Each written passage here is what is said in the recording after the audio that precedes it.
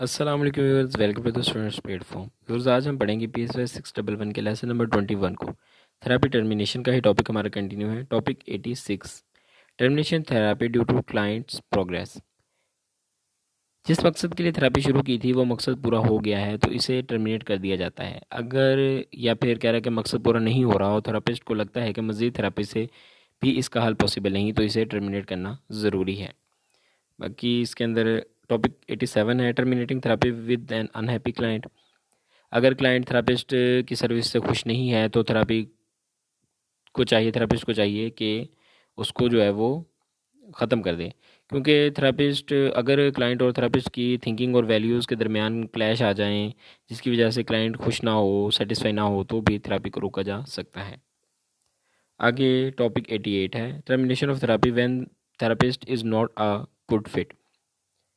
हर therapist हर patient के साथ deal नहीं कर सकता। सबका एक स्पेशल सर्कल या स्पेशलिटी होगी। किसी एक ब्रांच में एक थेरेपिस्ट जो है वो ईटिंग डिसऑर्डर वाले पेशेंट के साथ डील करता है, तो वो स्लीप डिसऑर्डर वाले पेशेंट के साथ ज़्यादा बेहतर तरीके से डील नहीं कर पाएगा, क्योंकि उसकी एक्सपर्टीज़ जो है वो ईटिंग डिसऑर्डर्स के वाले पेशेंट्स के साथ रिलेट करती हैं। आगे हमारा टॉपिक 89 है, therapy treatment when a client repeatedly no shows. ऐसे क्लाइंट जो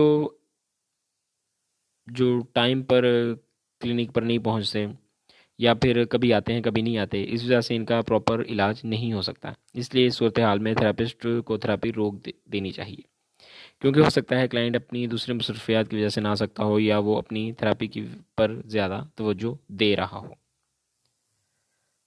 व्यूअर्स, हमारा था लेसन 21 जो कि हो चुका है कंप्लीट। मिलते हैं जल्दी नेक्स्ट लेसन के साथ। टिल देन टेक केयर, अल्लाह हाफिज़।